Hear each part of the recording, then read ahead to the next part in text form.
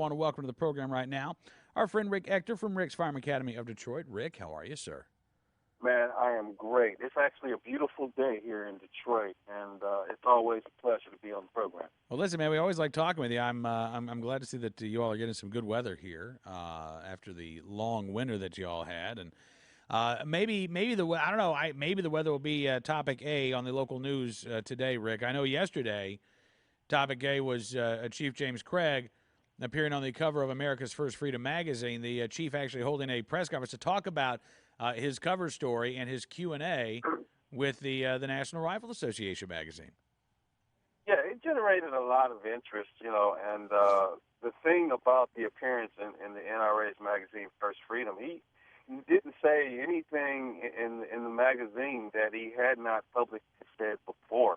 I think that sometimes that, if the people who espouse freedom and gun ownership and the right to self-defense make too much headway, you have little local activists who are trying to drum up a little support for themselves with the ridiculous positions that they espouse.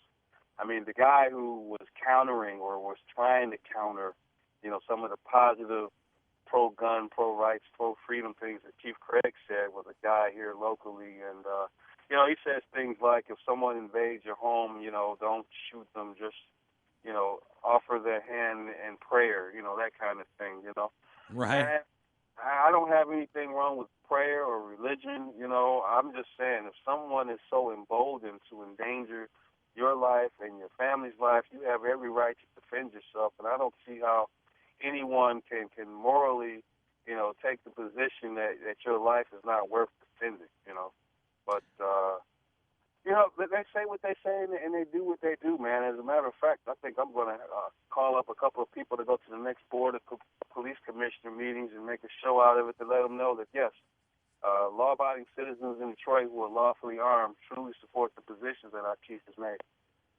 And it sounds like it. I mean, the chief himself said yesterday that he's got a lot of support from both people inside Detroit and people who live in the suburbs of Detroit.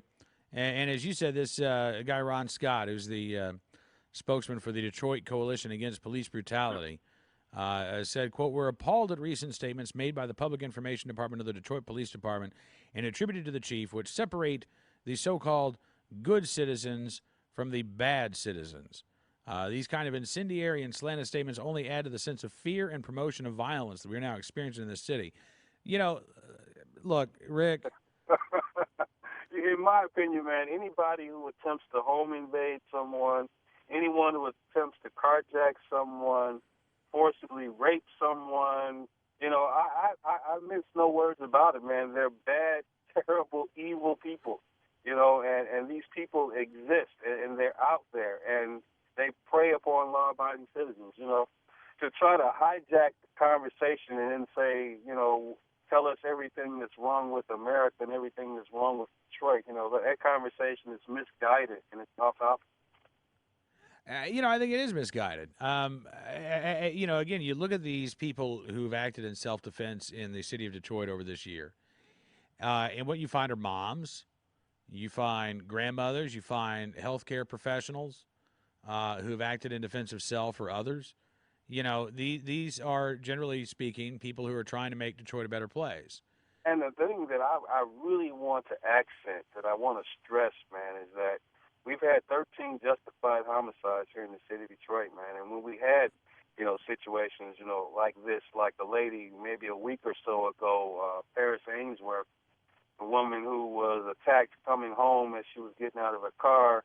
And you know what? The bad guy just opened up on her and shot her 3 times in the torso and once in her hand before she was actually able to return fire and hit the suspects, The thing I want to stress is that the law-abiding citizens who are carrying guns lawfully, and they are obeying the law, they have been acting responsibly, and they have not been charged. So we're doing the right thing, and I don't understand why people would have a problem with people just simply exercising their right to exist, their right not to be attacked.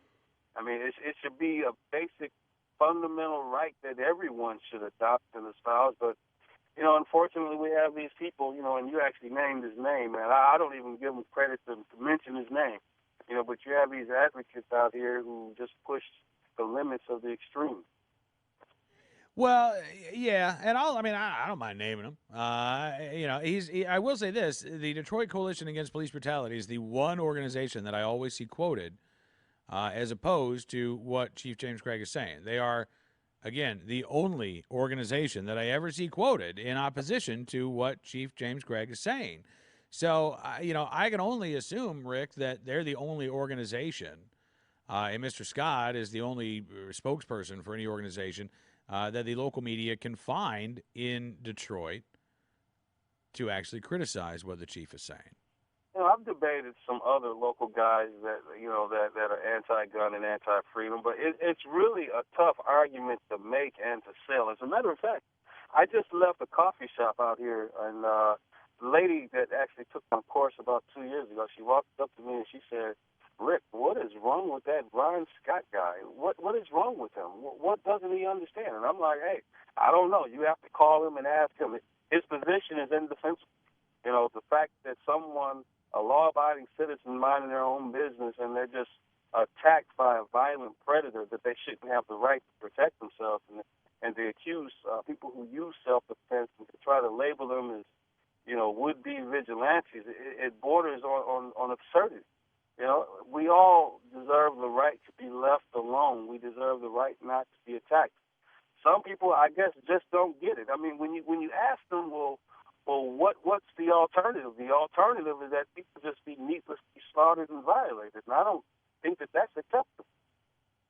I think a lot of people agree with you. So I got to ask you, Rick. I mean, given the attention that the Chiefs' comments have received there in Detroit, what has the reaction been? I mean, have you been getting any calls from people who are saying, "How dare you offer these courses in concealed carry for people?" Or are you getting more calls from people who are saying, "Hey, I want to talk to you about this. Do you have any classes open?"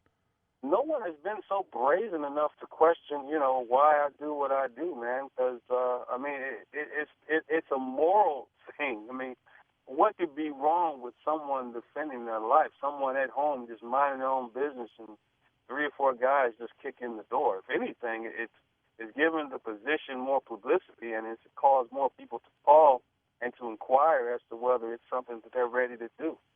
Make no mistake about it. There are some people who are literally on the fence these days as to whether they're willing to embrace the responsibility that goes along with gun ownership. And to be quite frank, with crime as bad as it can be here, man, it literally has pushed people off the fence. And if anything, his efforts to badmouth the chief and his positions are actually backfiring, because more people are calling, because they're inquiring as to what it takes to actually join us in being law-abiding gun owners and having the right to defend themselves.